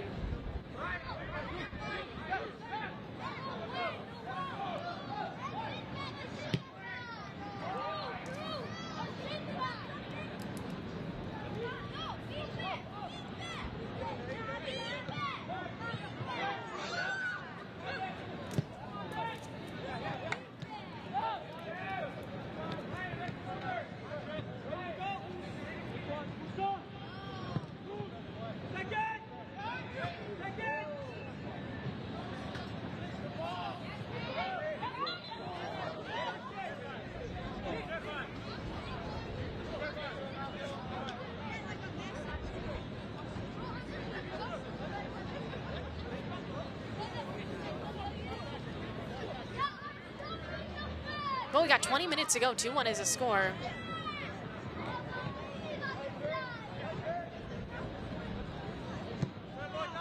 Gibbert.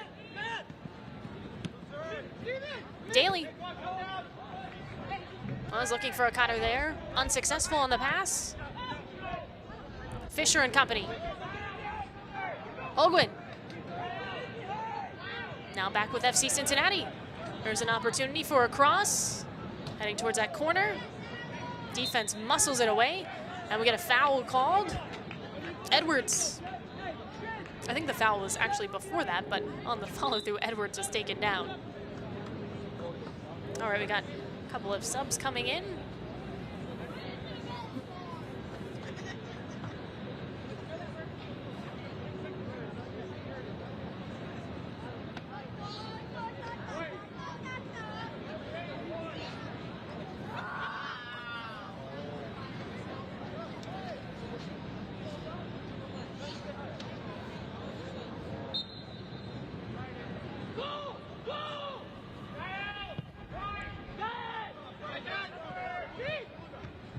Looks like we'll wait on those changes.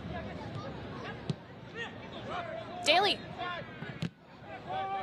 Barrow was in front of that for Toronto. Played long. Batiste was onside.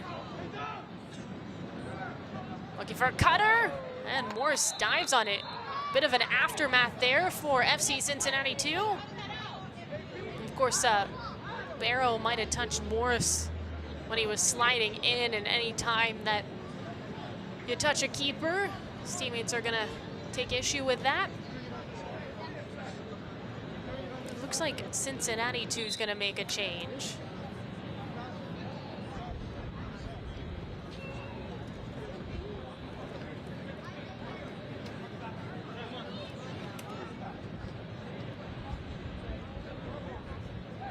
So Morse, the keeper's down.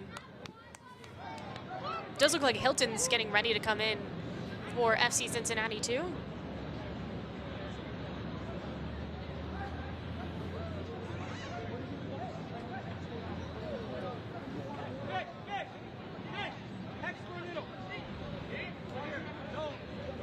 Alias, our center referee, is perhaps motioning to the training staff because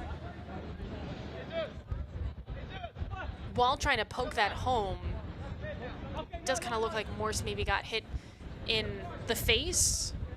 Toronto has a whole slew of subs waiting in the wings. Suyota Novic is one. Igbino Barrow is the other. Regopoulos as well. Barrow's already been in. I don't know why he's out. Substitution for Cincinnati in the Well, there's that Cincinnati sub. leaving the game is number 44, Benjamin 6. Ditz is gonna come out. 68, Justin Hilton. And Hilton comes in.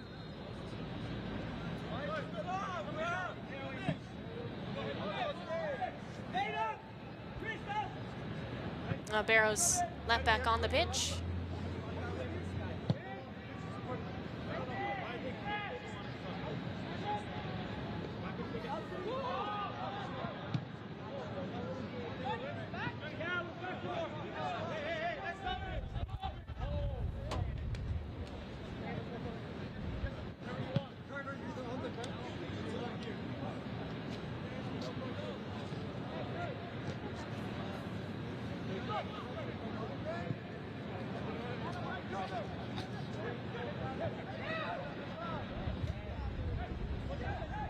Served up for Cincinnati. Here's a chance, shot put on, deflected. Second ball, Cassiano, no. Left up top, and it's powerful, saved. Di Rosario for Toronto 2. We'll see this again. Cassiano didn't have space, so he just dishes behind. And there's a big shot, but it's right to the keeper. Di Rosario has to maybe take one step to get there. Now we've seen FC Cincinnati 2 with more and more pressure as this match has gone on, and you just wonder if they could squeak in that equalizer to at least walk away with a point. I think that would be a pretty successful week for them. A win and a draw. For Toronto, would be very disappointing though. Up 2-0 at the halftime break. Cassiano. Through all of that pushing and shoving, he almost got around, and Edwards is finally whistled. It's gonna be a free kick now. All right, so finally these subs are gonna come in. Looks like Edwards is coming off. I think he's had a really good game, so that's gonna be a tough loss. Regopoulos will replace. Substitutions for Toronto in the 77th. Pusahegi knew it was a matter of time because he is playing on a yellow. He comes off. Stoja Danovic in. And then Altabelli, also been really good for Toronto, is off. So some fresh legs Philip Igbenaro.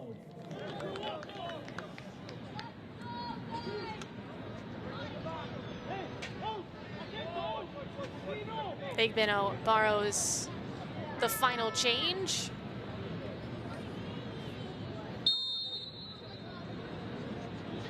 Served up through the air. They can head this forward. And nothing there on target for Cincinnati. Still in the 18, and the flag goes up.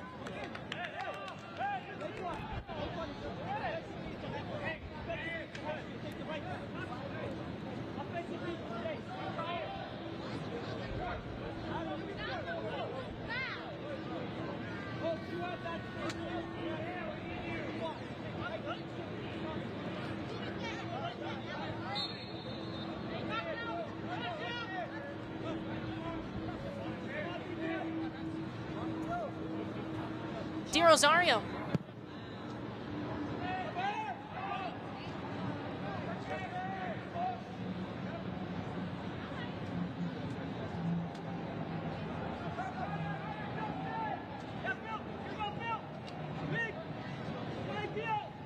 Gilbert.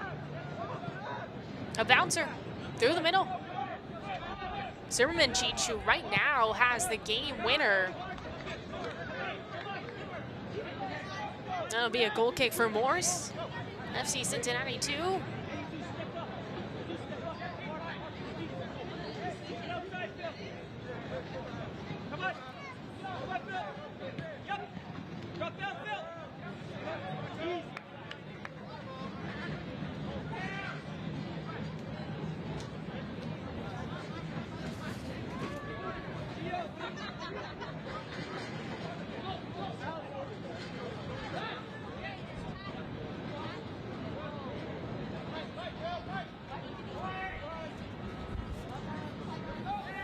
Booted back for FC Cincinnati 2. Fisher settles.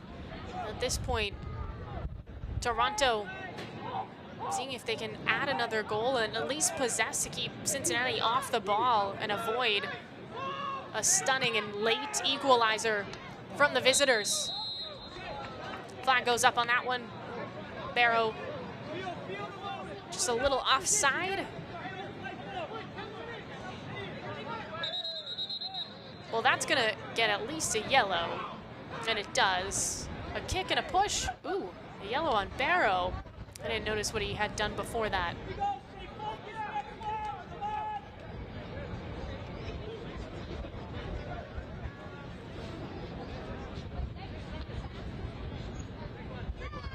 He'd also been warned before, but hadn't given it enough space and was just kind of causing some issues there, so he gets a yellow.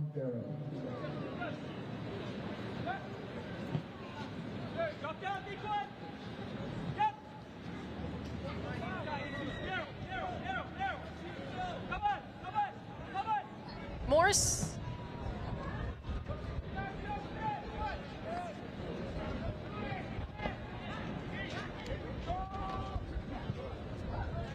Played up for FC Cincinnati 2. Rodriguez de Oliveira. Di Rosario, the keeper. Batiste off his left foot. That one spins out. Cincinnati, if they can transition. Daly calls for it. Looks ahead, picks up speed. Now he's slowed. Under 10 minutes to go in this match. Things got interesting after a penalty. FC Cincinnati 2 able to convert. Ben Alcazar was the one to finish. It's been a one-goal game since.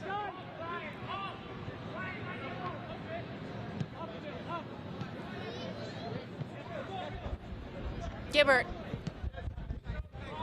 Daly. Toronto really sitting back.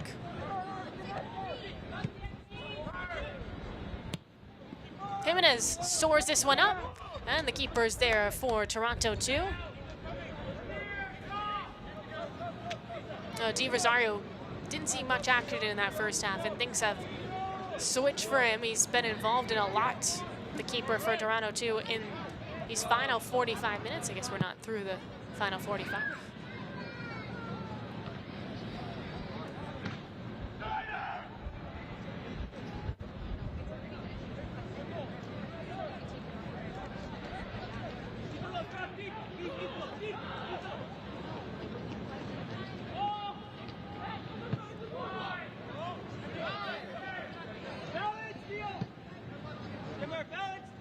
Batiste, 1v1.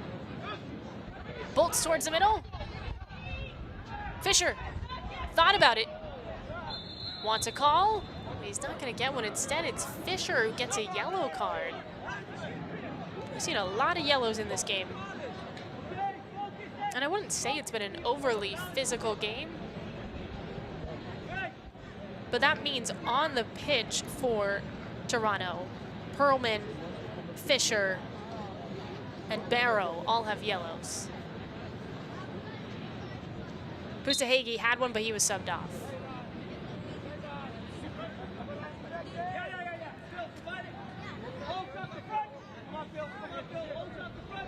Gibbert blocked down on that one.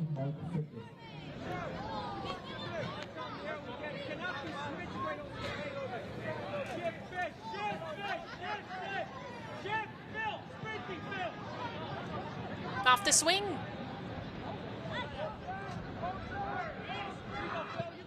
Daly was calling for it on the right flank, looking for a weak side ball. Here's Daly. Batiste with a strong tackle. Makes it difficult for the leading scorer for FC Cincinnati too. Still steady progression now for the visitors. Served up, Daly with a header. And he was jumping backwards a little bit. Batiste is tripped. And it's going to be a foul. You can see the bench call for a card on the Toronto side. It's not going to be a yellow, just a foul.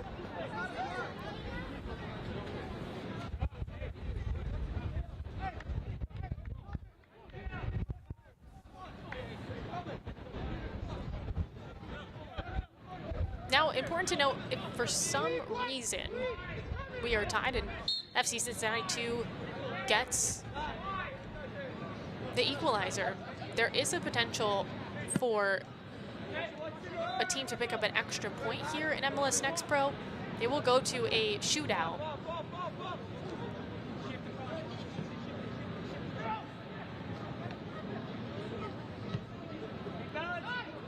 Jimenez. Muscled away. Rodriguez de Oliveira coming up clutch there for Toronto. Leaves it for Batiste, puts it across, and the defense is there for FC Cincinnati too. That was good play by the center back though for Toronto too.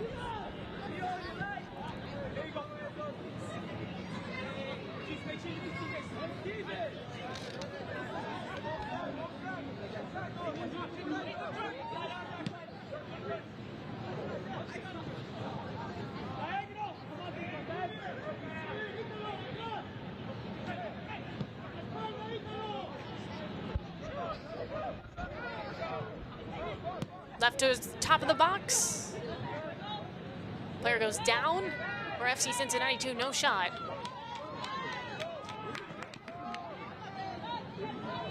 Olguin.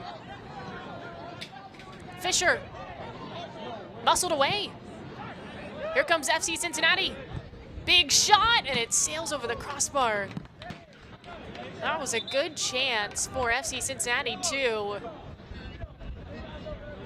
Well played.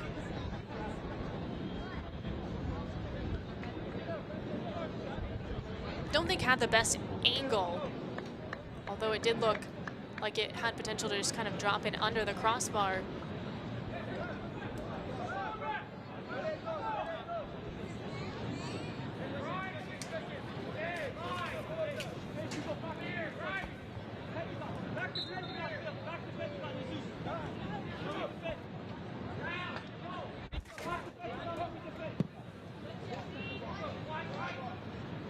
Substitution for Cincinnati in the 86th minute. Leaving the game is number 37, Stephen He's replaced by number 50, Yainer. Well, Cincinnati makes a late change. Valois in, Jimenez out.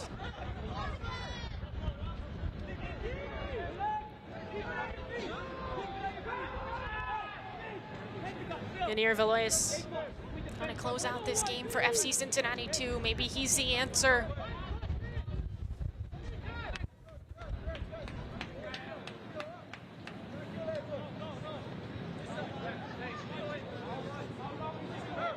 Di Rosario gonna waste as much time as he can. His team with a 1-goal lead at home, searching for the first 3 points of the 2024 season. Toronto is.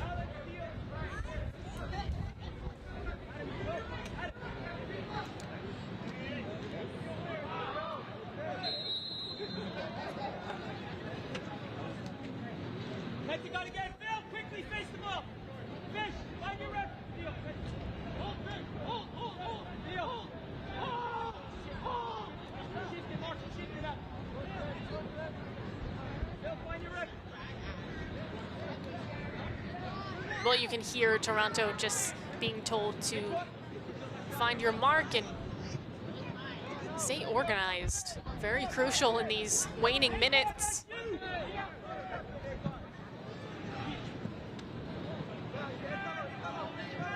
Rodriguez de Oliveira. And we have a collision. A whistle as well. 96 is your reference. Okay?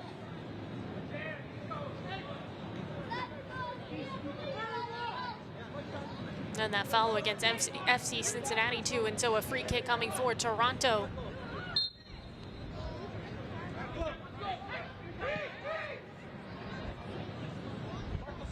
Fisher.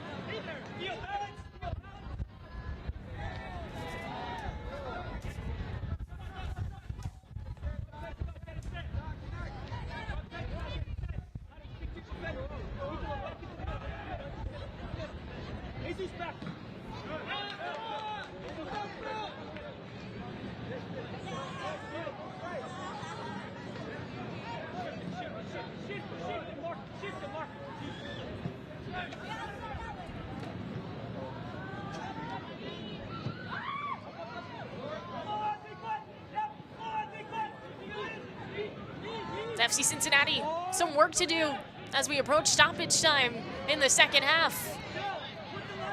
Mangione. Cassiano.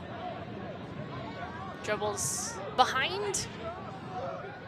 I think Toronto too is just gonna have to defend here and weather this storm. Cincinnati's gonna throw everything they can, trying to get this equalizer. Daly spins and ultimately loses possession. Runs out of space on that one.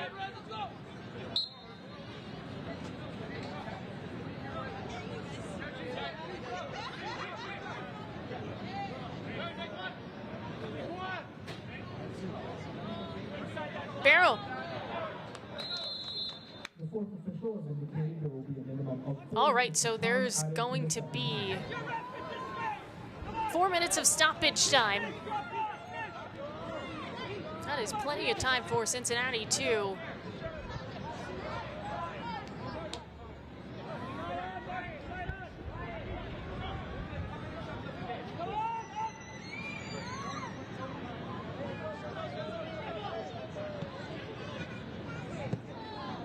Daly. Off his right foot. Aloyas. There's a chance inside the 6, no shot. Torria, the second half sub, just couldn't quite corral it in to get a good look, but he was open.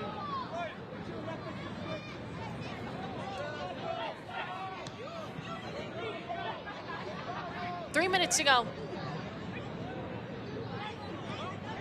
There's Torria again, now a shot put on, and it's just off the mark, bent off by Hilton. I'll see this again. Wow, I mean, Torria able to somehow get that pass to his teammate in Hilton while he was falling. Pretty impressive. That was potentially the moment for Cincinnati too.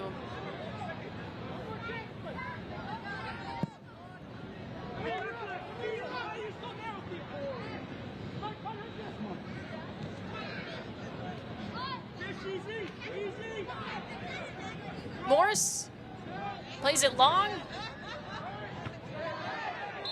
Battle in the air and a foul against Cassiano. Tough landing there.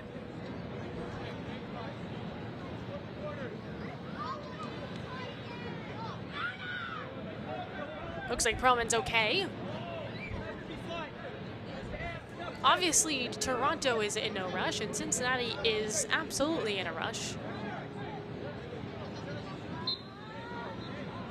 Rodriguez de Oliveira will just use his keeper, Di Rosario.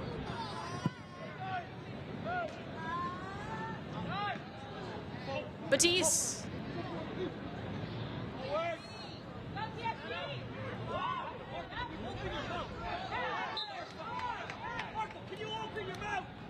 FC Cincinnati 2 earns it back, and we have a whistle.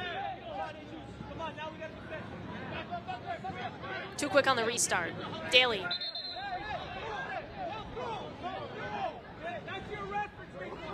Oh, they didn't throw it in from the right spot, so Gibbert does that time. Third time's a charm on that one for FC Cincinnati 2. Beloyes. Cassiano. Into the 18. Bit of a stutter step. Push back. Cassiano. Looking for a cross. That one slips through. Fisher. Olguin. Into some space. They can take a breath here, Toronto. That foul was pretty obvious. Olguin so smart to realize that he was shifty enough, cut it back, and cause a trip.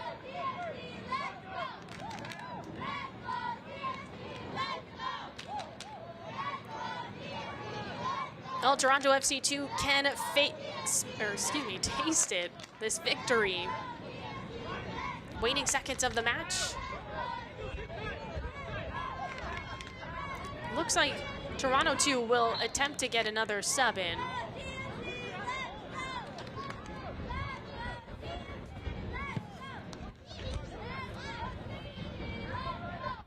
Stefanovic is the change if he gets in here.